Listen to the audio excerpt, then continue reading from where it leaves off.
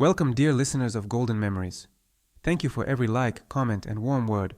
They inspire us to create new heartfelt stories.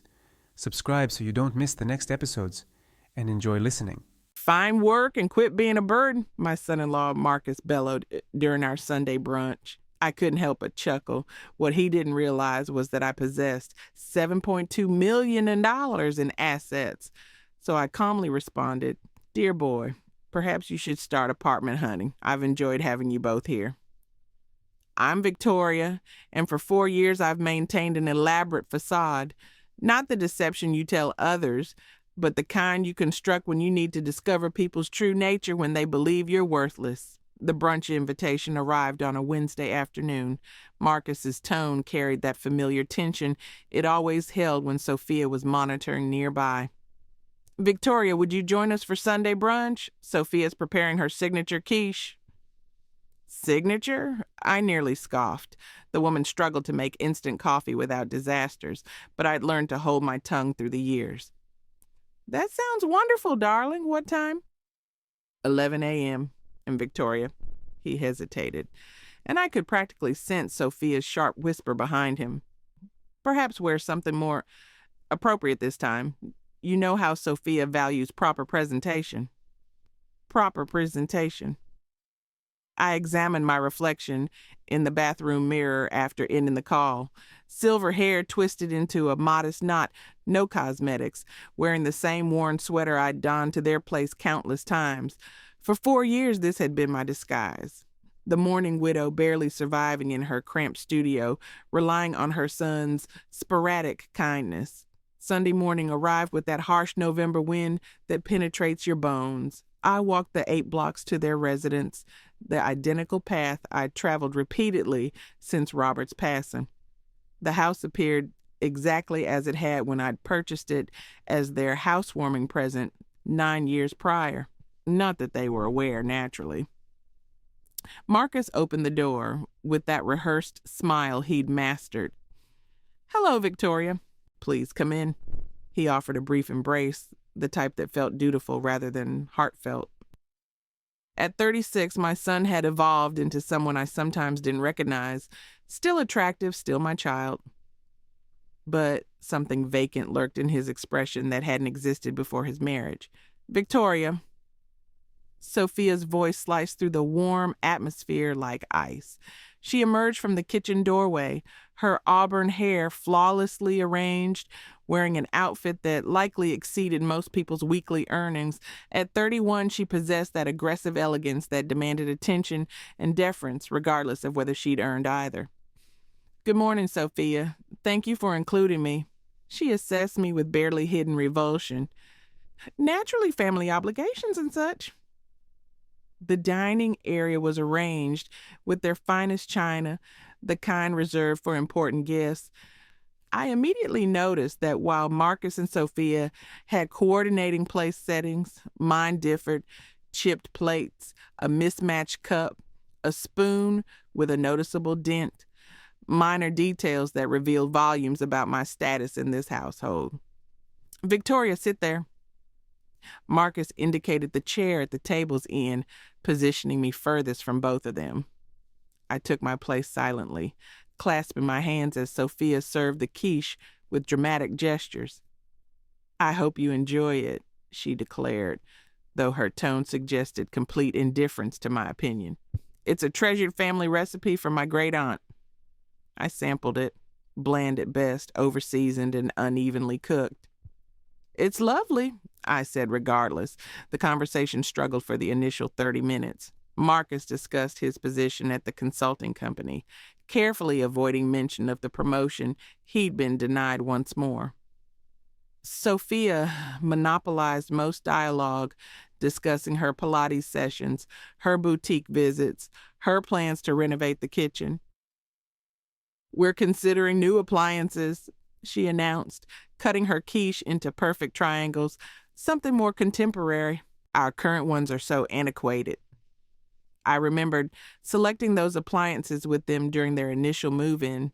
Sophia had adored them then, raved about their perfection, but that was before she decided everything in her existence, including her husband's mother, required upgrading. That sounds costly, I remarked gently. Sophia's eyes flashed. Well, some people prioritize creating beautiful homes. Some people understand investment in excellence. The insult was unmistakable. I was neither beautiful nor excellent, and certainly not worth any investment. I took another bite of the awful quiche and remained silent. Actually, Victoria, Marcus began, and I detected reluctance in his voice. We wanted to discuss something with you. I set down my fork and waited. Sophia leaned forward, her expression shifting to what she probably considered compassion. Victoria, we've been concerned about you living alone in that tiny studio, struggling financially. It's been 4 years since Robert died, and you're still not recovering. I'm managing adequately, I said quietly. Are you, though? Sophia's voice adopted that condescending tone she used when attempting to sound rational while delivering cruelty. You can barely afford rent. You shop at secondhand stores. You don't even own a vehicle anymore. All accurate from their perspective. What they didn't know was that every choice had been intentional. The small studio was purchased outright. The thrift store clothing was a costume. The absence of a car was preference, not necessity. I survive, I said. Surviving isn't living, Victoria, Marcus said. For a moment, I heard genuine worry in his voice. It gave me hope that somewhere beneath Sophia's influence, my real son still existed. But then Sophia resumed control. The issue is, Victoria, we can't support you indefinitely. Marcus works hard for his income, and we have our own plans to consider. We want children soon, and we must be realistic.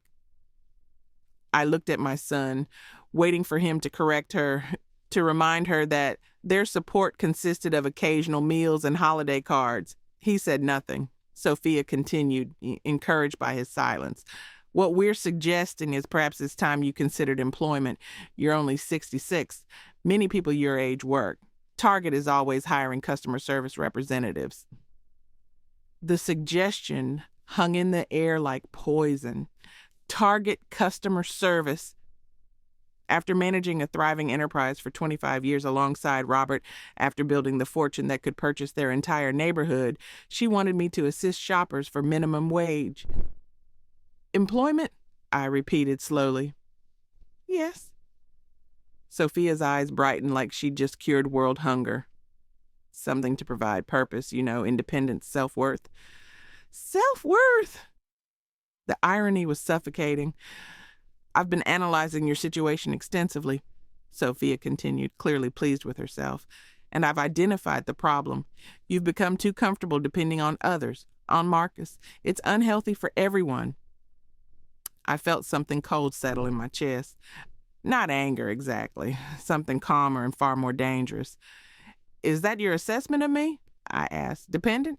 Well, Sophia glanced at Marcus, seeking support.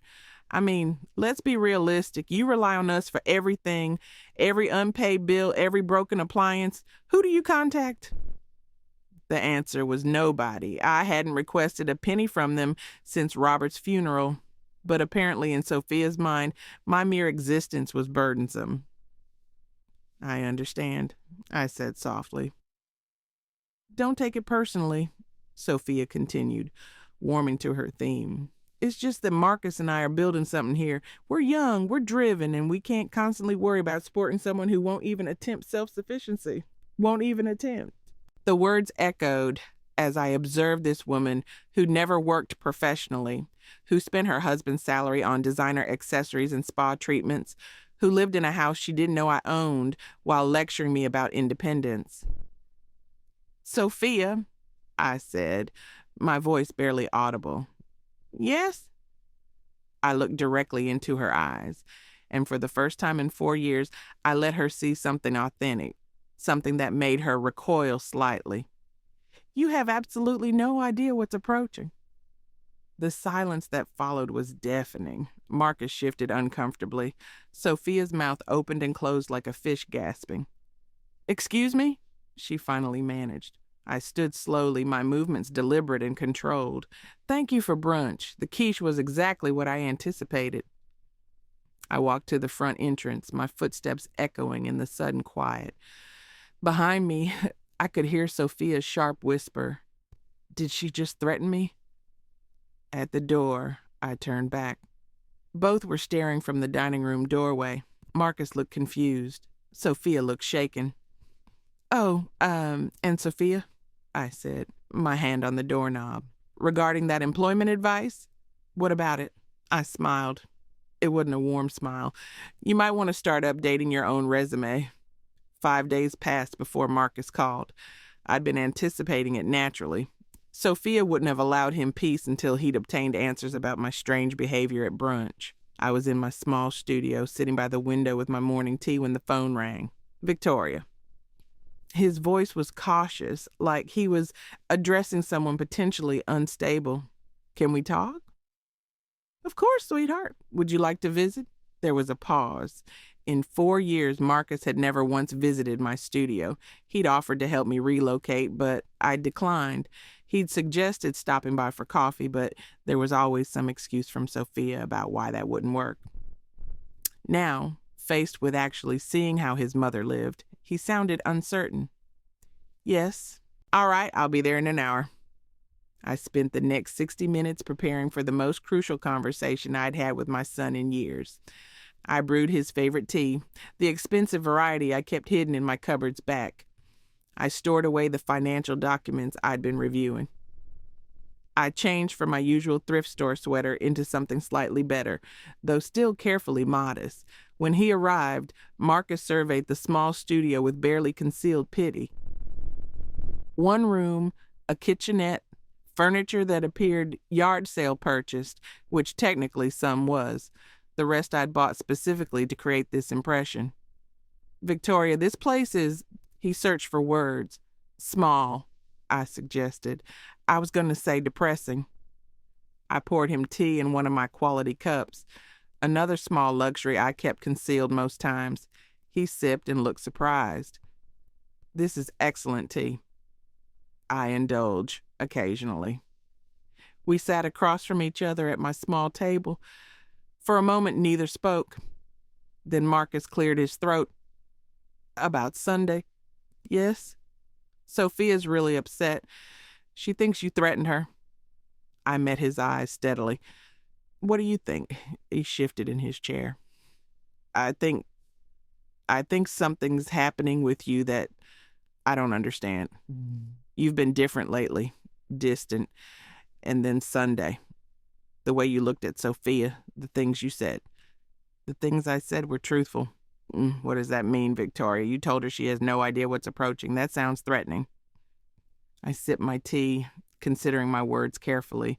The time for complete honesty hadn't arrived yet, but I could offer him a glimpse behind the curtain. Marcus, do you remember what your father used to say about people who mistake kindness for weakness? He said they learned the difference eventually. Exactly. I set down my cup. For 4 years, I've been kind, patient. I've watched your wife treat me like a burden, an embarrassment, a problem to be solved. I've listened to her suggestions about how I should live, what I should do, how I should dress, what I should eat. Marcus looked uncomfortable. She's just trying to help. Is she? Or is she trying to make me disappear in the most socially acceptable way possible? Victoria, that's not... Let me ask you something. I leaned forward. When was the last time Sophia asked how I was doing? Not how I was managing financially, not whether I needed help with bills, but how I was actually doing as a person. He opened his mouth, then closed it. When was the last time she asked about my interests, my hobbies, my friends? When was the last time she treated me like a human being instead of an inconvenience? Marcus stared into his teacup. She doesn't mean to be cold. Doesn't she? The silence stretched between us. Finally, Marcus looked up. So what are you saying, that you're going to cut us out of your life? I'm saying that some people are about to learn that actions have consequences. That still sounds like a threat. I stood and walked to the small bookshelf in my living area. Hidden behind a row of paperback novels was a manila folder. I pulled it out and returned to the table. "Marcus," I said, opening the folder, "there's something I need to tell you about your mother." Inside the folder were bank statements, investment portfolios, property deeds, documents I'd kept hidden for 4 years, waiting for the right moment. His eyes widened as he began processing what he was seeing. "Victoria, what is this?" "This is who I really am." I watched his face as he flipped through page after page. Account balances showing figures he'd never imagined. Investment portfolios worth millions. Property deeds for houses, commercial buildings, parcels of land across 4 states. "I don't understand," he whispered. "Your father and I were very successful, Marcus. More successful than we ever revealed. When he died, I inherited everything. I'm worth approximately $7.2 million. He stared at me like I'd just announced I was an extraterrestrial. But you live here in this studio. You shop at thrift stores. You don't even have a car." "By choice." "Why?" I closed the folder and looked at my son, this man I'd raised and loved, and watched slowly disappear under his wife's influence. "Because I needed to know who would love me when they thought I had nothing." The words hit him like a physical blow. I watched the realization dawn in his eyes, watched him understand what the last 4 years had really been about. "You've been testing us." "I've been protecting myself." "From what?" "From people like your wife." Marcus's hands were shaking as he set down his teacup. "Victoria, this is insane. You let us think you were struggling. You let Sophia think. I let Sophia show me exactly who she is. And she did. Repeatedly. For 4 years. But I'm your son." "Yes, you are.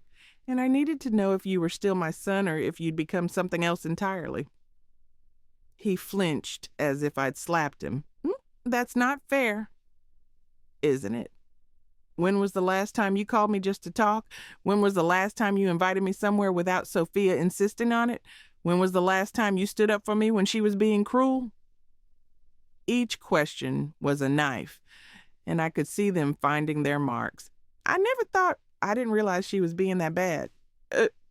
Or you chose not to see it because it was easier." We sat in silence for a long moment. Finally, Marcus spoke, his voice barely audible.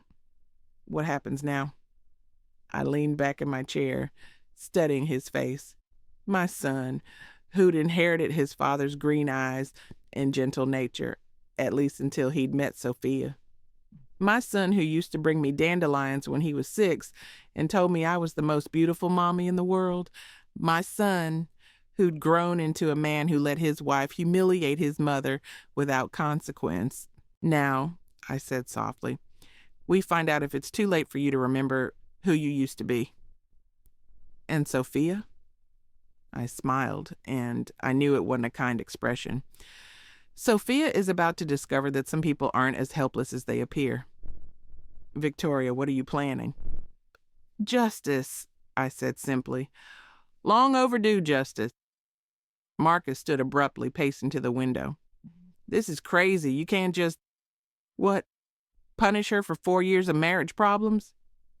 4 years of calculated cruelty," I corrected. 4 years of treating me like dirt while living off your income, which comes from a job you only have because of the connections your father and I built over 25 years. That stopped him cold. "What? Did you think that consulting position just fell into your lap? Your father called in favors to get you that interview. We've been pulling strings behind the scenes your entire adult life." His face went pale. "How much of my life has been a lie?" "None of it was a lie, sweetheart, but some of it was protected." I stood and walked to him, placing a gentle hand on his arm. "I love you, Marcus. I've loved you since before you were born, but love doesn't mean accepting abuse, not even from family." He turned to face me, and for a moment I saw the little boy he used to be. "What do I do?" "That's up to you, but I want you to think about something." "What?" In 4 years of marriage, has Sophia ever once encouraged you to spend time with me? Has she ever suggested that maybe, just maybe, I might have value beyond what I could provide financially? He opened his mouth to answer, then closed it. That's what I thought. I squeezed his arm gently. Some storms are coming, sweetheart.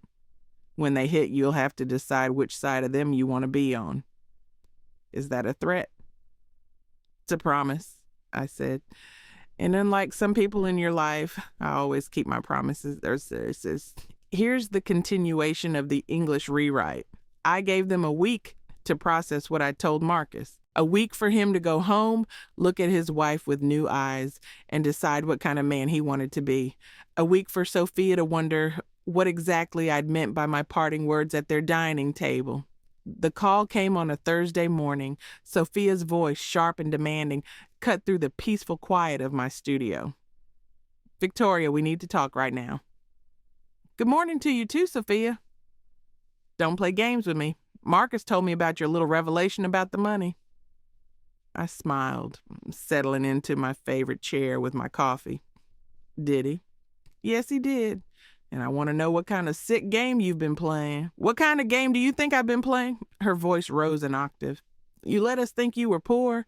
You sat there and let me worry about you. Let me try to help you. And all this time you were secretly wealthy. Let her worry about me. Let her try to help. The revisionist history was breathtaking even for Sophia. I see. And how exactly did you help me, dear? We invited you to brunch. We included you in family events. You mean the brunches where you served me on chip plates and lectured me about getting a job at Target? Silence. Then, you're coming over tonight. We're settling this. Am I? Yes. 8. And Victoria, you owe us an explanation. The line went dead. I set the phone down and finished my coffee, thinking about the conversation that lay ahead. Then I walked to my bedroom closet and pushed aside the thrift store sweaters and discount dresses. In the back, wrapped in protective garment bags, hung the clothes I used to wear, the clothes that reflected who I really was. I selected a navy dress, elegant but not flashy, real jewelry, not costume pieces, shoes that cost more than Sophia spent on groceries in a month. When I looked in the mirror, I saw a woman who could buy and sell everything Sophia had ever owned without checking her bank balance. It was time to stop hiding. I arrived at their house at exactly 8 the same house I'd purchased for them 9 years ago, though they'd never known it. The same house whose mortgage I'd been quietly paying through a property management company, letting them believe Marcus's salary covered it. Marcus answered the door, and his eyes widened when he saw me. Victoria, you look different, like yourself, he said quietly, like you used to look when Dad was alive. Sophia appeared behind him, and her expression was pure venom. She'd dressed for battle, too, in a designer outfit that probably cost more than most people's monthly salary. But next to the quiet confidence of real wealth, her attempts at intimidation looked like a child playing dress-up. Well, she said, looking me up and down. The poor widow has quite the wardrobe hidden away, among other things, I replied mildly. We moved to the living room, the same room I'd helped them furnish when they'd first moved in. I took a seat on the sofa I'd helped them pick out in the house I'd bought, surrounded by the life I'd made possible for them. Okay, Sophia said, positioning herself like a prosecutor about to deliver closing arguments. Let's hear it. The whole truth. What would you like to know? Everything. How much money do you have? Why did you lie to us? What kind of person pretends to be poor for 4 years? I folded my hands in my lap and looked at her calmly. The kind of person who wants to know who her real friends are. Friends? Sophia's laugh was sharp and brittle. I'm your daughter-in-law, not your friend. Family doesn't lie to family. Doesn't it? Then perhaps you'd like to explain why you told the neighbors I was becoming senile and that you were worried about my mental health. Sophia's face went pale. Marcus turned to stare at her. I never said that. You told Mrs. Patterson that I was showing signs of dementia. You suggested to the postal worker that I might need to be placed in a care facility soon. You've been building a narrative about my declining mental state for months.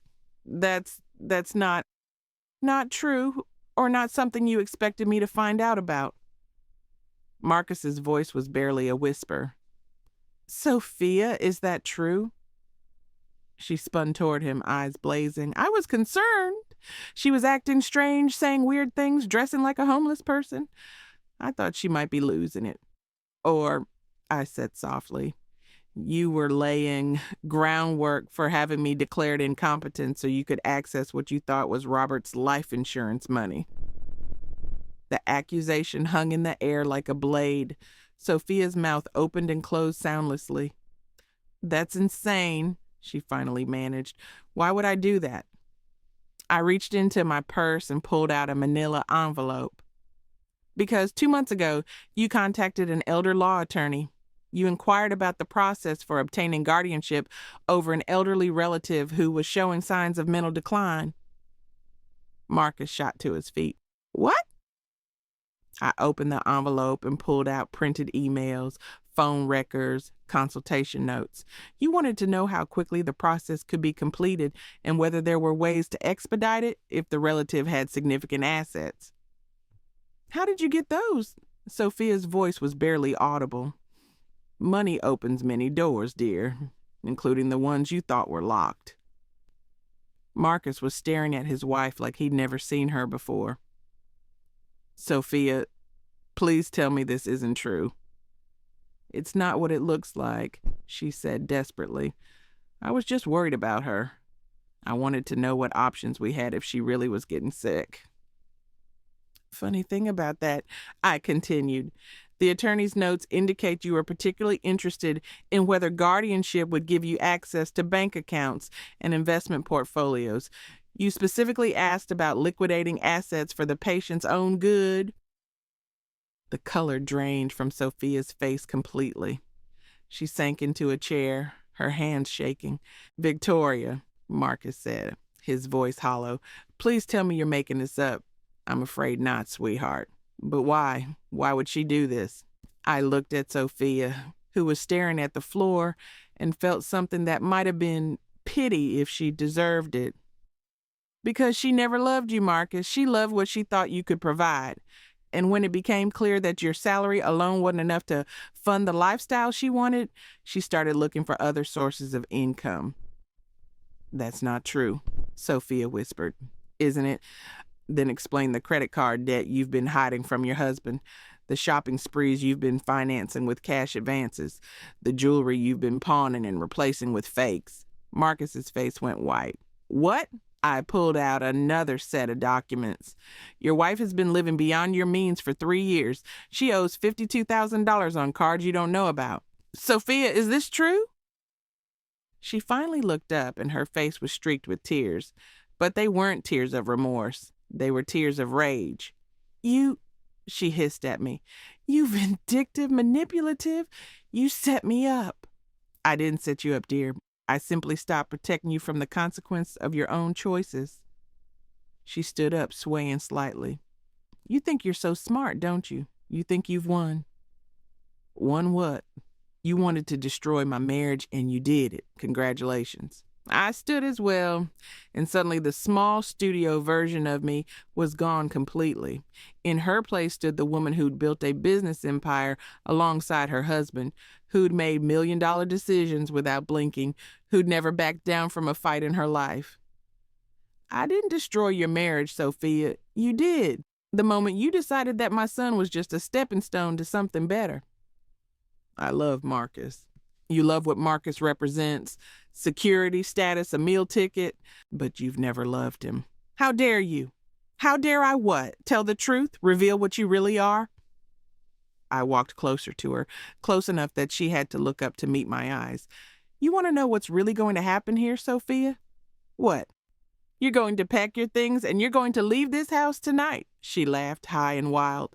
You can't make me leave my own home. Actually, I can. I pulled out one more document from my purse. The deed to the house with my name clearly visible as the owner. This house belongs to me. It always has. You and Marcus have been living here as my guests for 9 years. The silence that followed was deafening. Marcus stared at the deed like it was written in a foreign language. Victoria, what does this mean?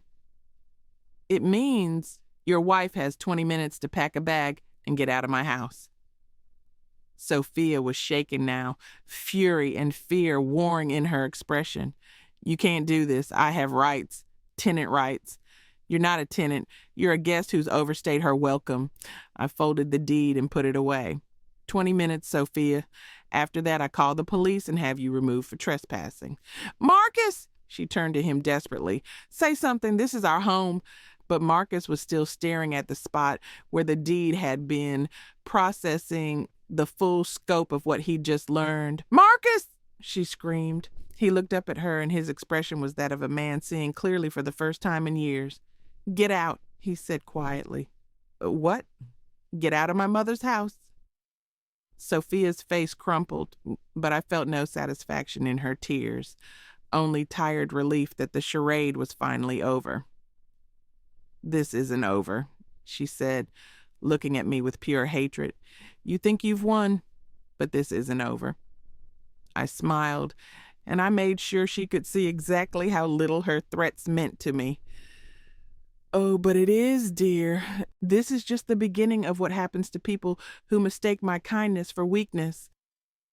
She ran from the room, her footsteps pounding up the stairs. I could hear her throwing things around, slamming drawers, sobbing with rage. Marcus and I stood in the living room, surrounded by the wreckage of his marriage and the echoes of 4 years of lies, finally exposed to the light. Victoria, he said finally. Yes, I'm sorry. I know you are, sweetheart. What happens now? I walked to the window and looked out at the quiet street, thinking about second chances and the price of forgiveness. Now we find out if it's possible to rebuild what we lost. The calls started the next morning. First, my brother-in-law, Thomas, Robert's younger brother, his voice tight with disapproval. Victoria, what in heaven's name has gotten into you? Sophia called me crying last night. She says you threw her out of her own home. I was sitting in my small studio, still maintaining the charade for now, sipping tea from my chipped mug while listening to Thomas's outrage. Did she mention why? I asked mildly. She said you've been lying about money, pretending to be poor when you're actually wealthy. Victoria, that's disturbed behavior. Is it? Yes. And now you've kicked a young woman out of her home because of some family squabble. Robert would be ashamed. Robert would be ashamed. The word stung because once upon a time, Thomas's opinion had mattered to me. He'd been like a brother during the early years of my marriage, before Sophia had poisoned that well, too. Thomas, did Sophia happen to mention the attorney she consulted about having me declared incompetent? Silence. Or the $52,000 in secret debt she's accumulated. What are you talking about? Ask her when you're done feeling sorry for her. Ask her about the real reason she wanted access to my finances. I hung up before he could respond. The phone rang again immediately. Robert's cousin, Jennifer, with the same outrage, the same accusations, the same willful blindness to what Sophia really was. By noon, I'd received calls from 8 relatives, all parroting the same narrative. Poor Sophia, innocent victim of a vindictive mother-in-law who'd lost her mind with grief. I listened to each one, made mental notes about who had called, and said very little in my own defense. Let them show themselves. Let them reveal how quickly they'd turn on family when presented with a sob story from a manipulative stranger. The most disturbing call came from my niece, Catherine, Thomas's daughter, whom I'd helped put through medical school just 6 years earlier.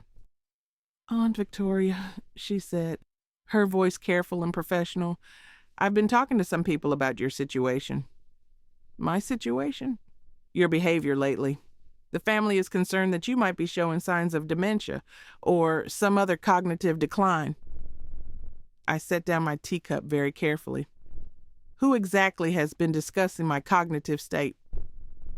Well, Sophia mentioned some incidents, strange behavior, paranoid thinking, accusations against family members, and now this business with throwing her out.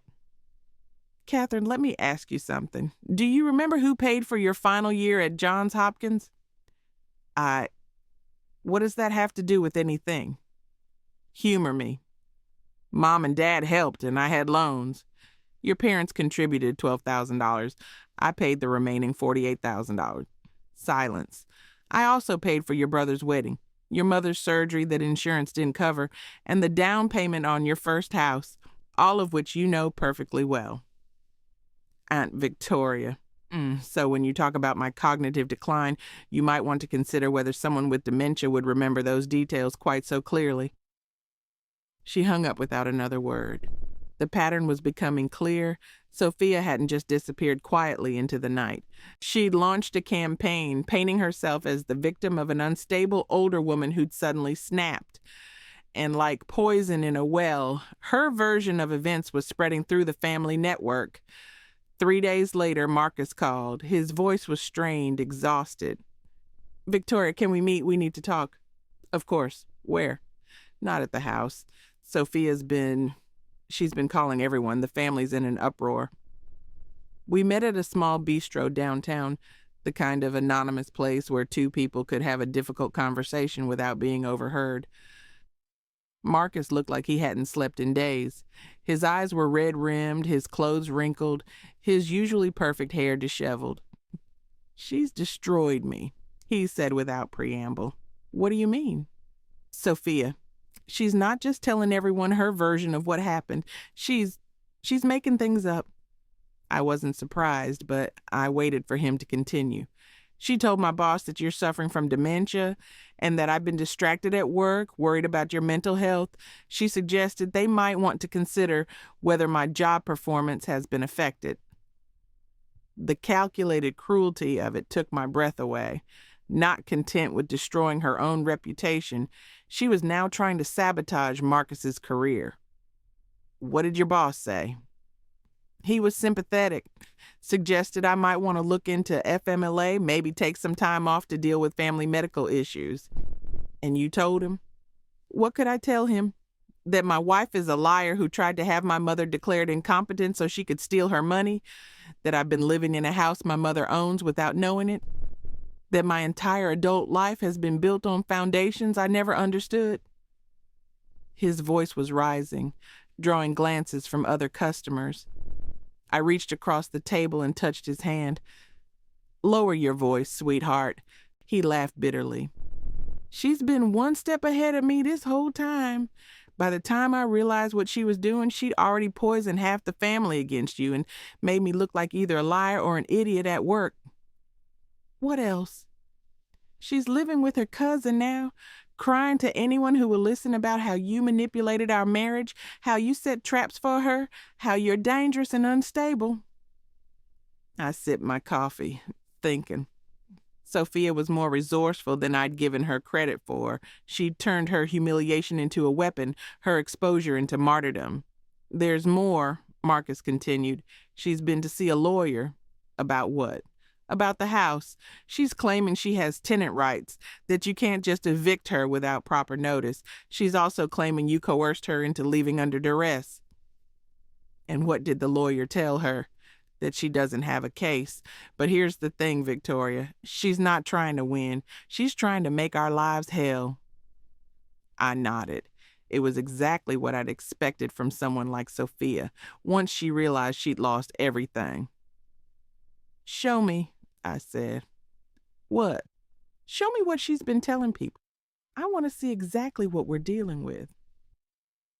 Marcus pulled out his phone and opened his social media. The posts were masterfully crafted, each one designed to elicit maximum sympathy while maintaining plausible deniability. Going through a difficult time with family, sometimes the people you trust most are the ones who hurt you deepest. Prayers appreciated. Learning hard truths about manipulation and psychological abuse. Grateful for friends who see through the lies. When someone spends years pretending to be something they're not, what else are they lying about? Trust your instincts. Each post had dozens of comments expressing support, outrage on her behalf, condemnation of unnamed family members who'd obviously wronged this poor young woman. She's good, I admitted. She's evil. No, she's desperate, and desperate people make mistakes. What kind of mistakes? I handed him back his phone and leaned forward. The kind that reveal more than they intended. I don't understand. Look at the pattern, Marcus. What's the one thing missing from all her posts? He scrolled through them again, frowning. I don't see it. She never once mentions loving you, not once. She talks about being betrayed, being manipulated, being lied to, but she never says she's heartbroken about losing her marriage. She never says she misses her husband. The realization hit him like a physical blow. Because she doesn't. Because she never did. This isn't grief, sweetheart. This is rage at being caught. We sat in silence for a moment, processing the depth of Sophia's deception and the scope of the damage she was trying to inflict. What do we do? Marcus asked finally. I smiled, and I made sure he could see that whatever sympathy I might have felt for his wife had evaporated completely. We let her keep digging. What? Right now, Sophia thinks she's winning. She thinks she's successfully painted herself as the victim and us as the villains. She's feeling confident, maybe even triumphant. And that helps us how? Because confident people get careless. They overreach. They make the kind of mistakes that reveal who they really are. You think she'll slip up? I don't think it, sweetheart. I know it. Because I've been watching her for 4 years and I know exactly what kind of person she is. I reached into my purse and pulled out another manila envelope, this one thicker than the others. What's that? Insurance. What kind of insurance? The kind that proves everything I've been telling you about your wife's true nature. Marcus's eyes widened. What do you mean? I mean that while Sophia was busy planning my downfall, I was busy documenting hers. Every financial indiscretion, every lie she told, every manipulation she attempted, it's all here. Why haven't you used it? Because I wanted to give her enough rope to hang herself, and judging by her behavior over the last few days, I'd say she's about to tie the noose. Victoria, what are you planning? I stood up, gathering my things with the careful precision of someone who'd been planning this moment for a very long time. Justice, sweetheart. Pure, simple justice. And what does that look like? I looked at my son, this man I'd raised and loved and watched nearly lose himself to a woman who'd never deserved him. It looks like the truth, all of it, every ugly, manipulative, calculating piece of it. When? Very soon. Because if there's one thing I've learned about people like Sophia, it's that they can't resist trying to land one final blow, and when she does, we'll be ready. I didn't have to wait long for Sophia to make her fatal mistake. It came exactly 1 week after our conversation at the bistro in the form of a phone call that would expose everything she really was. The call came to my studio at 3:15 in the afternoon. I was reviewing some investment portfolios when the phone rang, the caller ID showing a number I didn't recognize. Mrs. Holloway, this is Detective Lisa Chin with the Portland Police Department. My blood went cold. Yes, ma'am. I need to ask you some questions about a report that's been filed against you. Allegations of elder abuse and financial exploitation. I set down my papers very carefully. I'm sorry, what? A young woman named Sophia Holloway has filed a complaint alleging that you've been the victim of financial abuse by family members and that those same family members are now retaliating against her for trying to help you. The audacity was breathtaking. Even for Sophia, this crossed a line I hadn't expected her to cross. Detective Chin, I think there's been some confusion. Ma'am, could you come down to the station? We'd like to get your side of the story. Of course. I'll be there within the hour. I hung up and immediately called my attorney, Michael Stevens, a man who'd been handling my legal affairs since Robert's death. "Michael, I need you to meet me at the Portland Police Department immediately." "What's happened?" "My former daughter-in-law has accused my son and me of elder abuse and financial exploitation." There was a pause. "That's a serious charge, Victoria." "Yes, it is, and completely fabricated. I'll be there in 40 minutes. I changed into one of my better outfits, gathered every document I thought I might need, and drove to the police station in the Mercedes I kept garaged across town. It was time to stop hiding who I really was. Detective Chin was a woman in her 40s with kind eyes and a no-nonsense demeanor. She looked surprised when I walked into the interview room with Michael, both of us dressed like the successful professionals we were. "Mrs. Holloway, I have to say, you're not quite what I expected based on the report we received." "What exactly did the report say?" She consulted her notes. "According to Ms. Sophia Holloway, you're a vulnerable elderly woman who's been systematically financially abused by your son and his wife. She claims they've been stealing from you, controlling your access to money, and forcing you to live in substandard conditions." I looked at Michael, who nodded slightly. "She also claims that when she tried to intervene on your behalf, your son became violent and threatening, and that you've been turned against her through manipulation and possibly psychological abuse." "I see. And what evidence did she provide to support these claims?" "She provided photos of your apartment, which she says demonstrate the poor conditions you're forced to live in. She also provided what she claims are financial documents showing discrepancies in your accounts." Detective Chin pulled out a folder and showed me printed photographs of my small studio, pictures taken through windows showing the modest furniture, the small kitchen, the carefully maintained appearance of poverty I'd been cultivating. "She also provided these," the detective continued, pulling out photocopied bank statements that showed my checking account, the one I used for daily expenses. The balance was consistently low, rarely more than a few $100s. "Detective," I said calmly, "may I ask when these photos were taken?" "She says within the last month." "And she obtained them how?"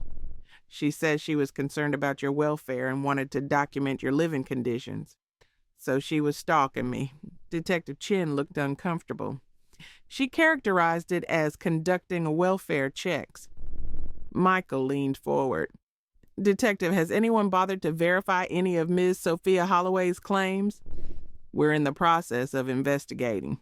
"Good," I said, reaching into my purse, "because I have some documents that might interest you." I placed my real bank statements on the table, the ones showing my actual financial position. Detective Chin's eyes widened as she processed the numbers. "Mrs. Holloway, these show assets of approximately $7.2 million. "Yes, but the statements Ms. Sophia provided show only one account, my household expense account. I maintain multiple accounts for different purposes." Michael pulled out additional documents. "Detective, my client is a wealthy widow who chose to live modestly for personal reasons. She's never been financially abused, and she's certainly never been controlled by her son." "Then why would Ms. Sophia make these accusations?" I smiled grimly. "Because she's the one who attempted financial exploitation, and when she was caught, she decided to try one last desperate gambit." I pulled out the envelope I'd shown Marcus at the bistro, the one containing evidence of Sophia's real activity. "These documents show that Ms. Sophia Holloway contacted an elder law attorney about obtaining guardianship over me. She specifically inquired about gaining access to what she believed were substantial assets." Detective Chin studied the documents, her expression growing more serious. "She also accumulated over $50,000 in secret debt during her marriage, debt she was hiding from her husband while pressuring him to extract money from me." "How did you obtain these documents?" "Legal investigation services. When someone is attempting to have you declared incompetent, you tend to want to know everything about their motivations and methods." I pulled out more papers. "These show her online searches for information about elder abuse, conservatorship laws, and how to prove someone is mentally incompetent. all conducted in the weeks before she began spreading rumors about my mental health. The detective was quiet for a long moment, reviewing everything I'd provided. Mrs. Holloway, if what you're telling me is true, then Ms. Sophia has filed a false police report. Yes, she has. That's a serious crime. Yes, it is. Detective Chin looked at Michael. What does your client want to do about this? We want Ms. Sophia prosecuted to the full extent of the law, he said without hesitation. And, I added, we want a restraining order preventing her from contacting me, my son, or any member of our family. The detective nodded slowly. I'll need to discuss this with the district attorney's office, but based on what you've shown me, it appears Ms. Sophia Holloway has committed several crimes. What happens now? I asked. Now we arrest her. 3 hours later, I was sitting in my real apartment, the luxury penthouse I'd called home for the past 4 years, when Marcus called. Victoria, the police just called me. They arrested Sophia. I know. You know, how do you... Victoria, where are you? I went by your studio and it's empty. I looked around my real home, the one with floor-to-ceiling windows overlooking the city, the one filled with the antiques and artwork Robert and I had collected over 25 years of marriage. I'm at home, sweetheart. What do you mean? I mean, I'm at my real home. The studio was just another costume. Silence. Then, Victoria, I don't understand anything anymore. Come to the Cascade Towers on Pine Street, penthouse level. I'll explain everything. 40 minutes later, Marcus stood in my real living room, staring at surroundings that probably cost more than most people made in a year. This is where you've been living? This is where I've always lived. Even when I was visiting you in that little studio, I came home to this. He sank into one of my leather chairs, his head in his hands. She really tried to have you declared incompetent. Yes. And she filed a false police report. Yes. Why? Why go that far? I poured myself a glass of wine from a bottle that cost more than Sophia spent on shoes in a month. Because she's not just greedy, Marcus. She's genuinely malicious. When she realized she couldn't get what she wanted through manipulation, she decided to destroy us both out of spite. What happens to her now? She'll be prosecuted for filing a false report, attempted fraud, and possibly stalking. She'll likely serve some jail time, and she'll definitely have a criminal record. He was quiet for a long time, processing everything. I feel like I don't know anything about my own life, he said finally. You know the important things. You know I love you.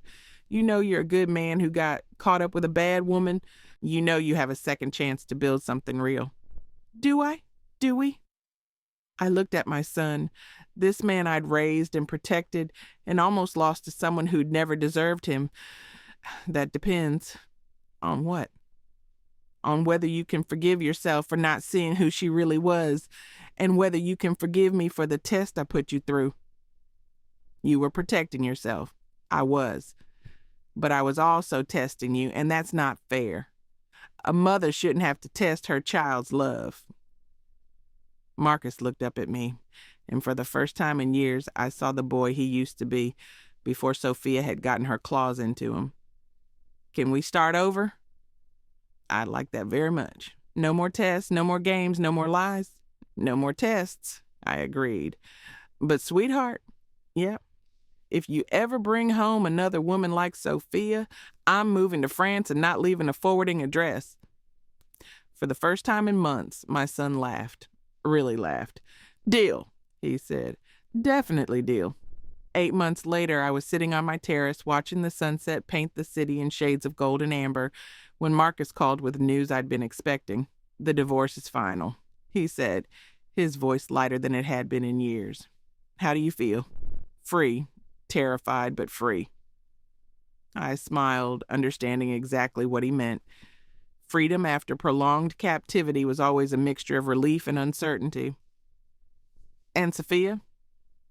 Sentenced to 8 months in county jail, 3 years probation, and she has to pay restitution for the legal costs her false report generated. Good. She also has a restraining order that prevents her from contacting either of us for 3 years. Even better. There was a pause. Then Marcus asked the question I'd been waiting for. Victoria, can I ask you something? Of course. When did you know? When did you know she was going to try something like this? I sipped my wine, thinking back to the moment I'd first realized what Sophia truly was. The 3rd week after your father's funeral, she came to visit me, supposedly to check on how I was doing. I remember that visit. She spent 10 minutes asking about my grief and 50 minutes asking about Robert's life insurance, his investments, what kind of inheritance I'd be leaving you someday. She was grieving too. Dad had been like a father to her. No, sweetheart. She was calculating there's a difference. I could hear him processing this, probably remembering that visit with new understanding. That's when I decided to test her to see if my suspicions were correct. And they were. Unfortunately, yes. But Marcus, I want you to understand something. I didn't do all this just to prove Sophia was terrible. I did it to save you. Save me from what? From a life with someone who would have destroyed you piece by piece. She wouldn't have stopped with trying to control your mother. Eventually, she would have controlled every aspect of your life. The silence stretched between us, comfortable now in a way it hadn't been for years. I have something to tell you, too, he said finally. What's that? I've been seeing someone. My heart clenched, half with hope and half with protective fear. Tell me about her. Her name is Emma. She's a librarian at the downtown branch. We met at a bookstore 4 months ago, and she doesn't know anything about our money. She thinks I'm just a regular guy with a regular job who lives in a house I inherited from my grandmother. I laughed despite myself. You told her you inherited my house? Well, technically that's true, isn't it? I mean, someday? Someday, yes. What's she like? She's normal, but kind. She volunteers at a literacy program on weekends. She drives a 12-year-old Toyota and thinks Applebee's is fancy dining. Do you love her? Another pause, longer this time. I think I could. But Victoria, I'm scared. Of what? Of not being able to tell the difference between real love and manipulation, of making the same mistake again. I stood up and walked to the edge of my terrace, looking out over the city where my son was learning to rebuild his life. Sweetheart, can I tell you something your father used to say? What? He used to say that the difference between love and manipulation is that love makes you feel like the best version of yourself, while manipulation makes you feel like you're never good enough. I like that. How does Emma make you feel? Like I used to feel before, like I'm enough just as I am. Then trust that feeling and trust yourself. You're not the same man who fell for Sophia's games. You're wiser now.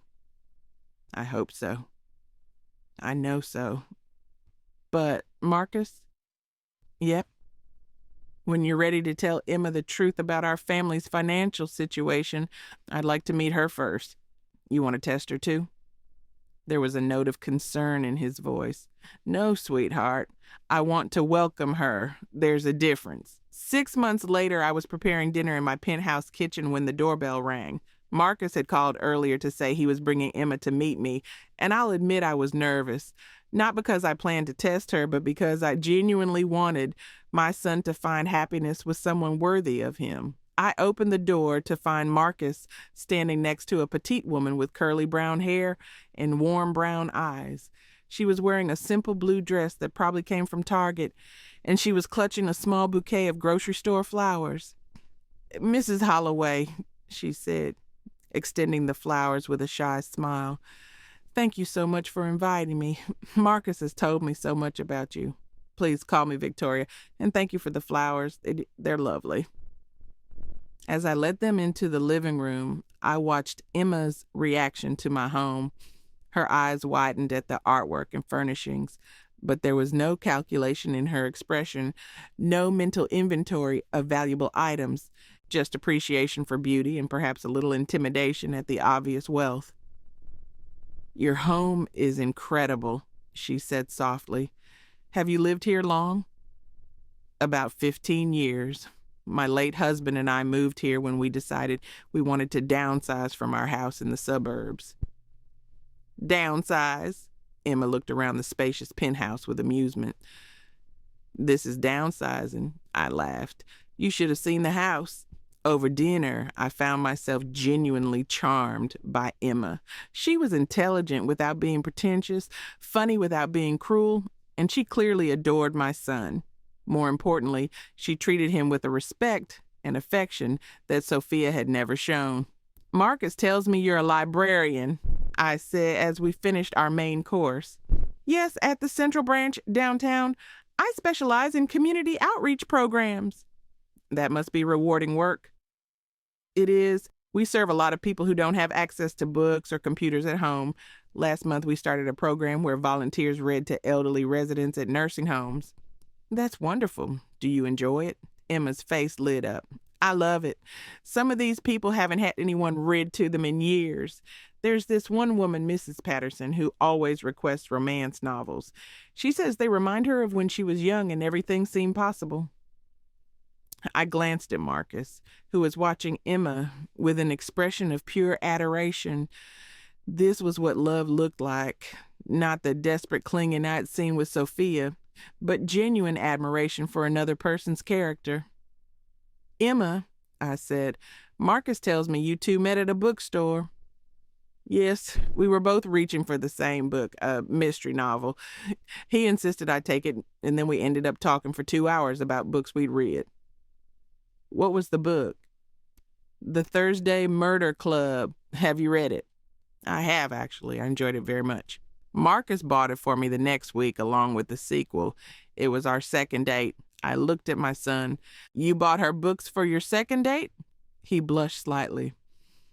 She mentioned she couldn't afford to buy new books very often, that she usually waited for the library copies. It seemed like a small thing. But it wasn't a small thing. It was everything. It was seeing what someone needed and providing it without being asked. It was the kind of thoughtfulness that came from genuine caring, not from calculation. After dinner, we moved to the living room for coffee. Emma curled up in one of my chairs with her legs tucked under her, completely at ease despite the obvious wealth surrounding her. Victoria, she said, can I ask you something? Of course. Marcus mentioned that you went through a difficult time with his ex-wife. I hope you don't think I'm anything like her. The question was so direct, so honest that it caught me off guard. Sophia would never have acknowledged the elephant in the room so openly. What makes you worry about that? I asked gently. Well, she was young and pretty, and I'm sure she seemed perfect at first. No, I'm not. I'm just a librarian. I drive an old car and shop at thrift stores, and I don't know anything about the kind of life you and Marcus come from.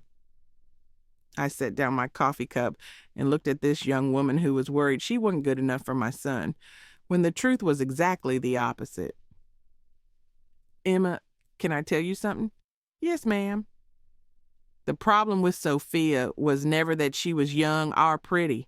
The problem was that she was selfish. She saw people as things to be used rather than individuals to be loved. Emma nodded thoughtfully. You, on the other hand, spend your free time reading to elderly people and teaching literacy to adults. You worry about whether you're good enough for Marcus instead of assuming he's lucky to have you. You brought me flowers from the grocery store because you wanted to show respect, not because you were trying to impress me. I did want to impress you, she admitted with a small smile, but not for the wrong reasons.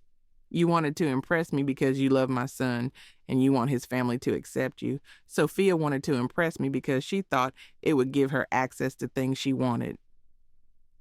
Marcus reached over and took Emma's hand. See? I told you she'd love you. Do you? Emma asked me directly. Love me, I mean. Or at least could you? I looked at this honest, kind young woman who made my son laugh, who worried about being worthy of him instead of what he could give her, who brought grocery store flowers and meant them more than Sophia had ever meant her expensive gestures. I already do, I said simply. Emma's eyes filled with tears. Really? Really? But Emma, there's something Marcus needs to tell you. Something about our family that you should know. She looked between us, suddenly worried. What kind of something? Marcus took a deep breath. Emma, remember when I told you I inherited this house from my grandmother? Yes. Well, that was sort of true, but not exactly. The truth is, my mother is, our family has money. A lot of money. Emma looked confused. What do you mean? I pulled out my phone and showed her a photo of the house Marcus had been living in, the one I owned, the one Sophia had been kicked out of. This is where Marcus actually lives. It's worth about $800,000, and I own it. Emma stared at the photo, then at Marcus, then at me. I don't understand. My mother's worth about $7 million, Marcus said quietly. I didn't tell you because my ex-wife was only interested in me for money, and I wanted to know that you cared about me for who I am.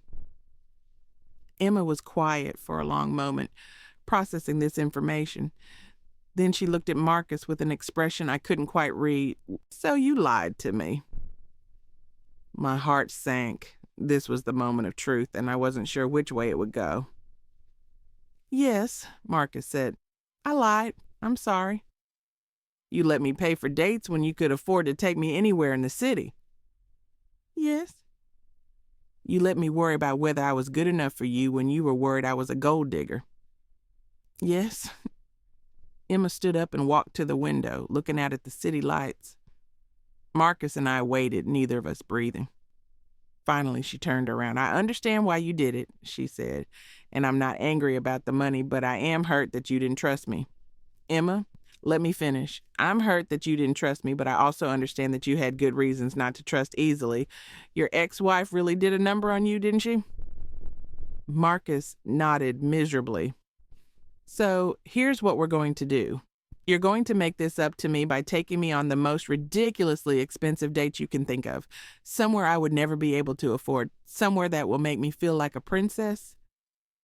Marcus's face lit up with hope. Really? Really? But after that, we go back to splitting the check at Applebee's because I don't want your money, Marcus. I want you. I watched my son fall in love all over again, right there in my living room. And Victoria, Emma said, turning to me. Yes, dear? Thank you for raising a man who learned from his mistakes, and thank you for welcoming me into your family. Thank you for loving my son the way he deserves to be loved. That night, after they left, I sat on my terrace with a glass of wine and thought about the journey that had brought us all to this point. 4 years of pretending to be someone I wasn't, of watching my son nearly lose himself to a woman who saw him as a commodity rather than a person. It had been worth it.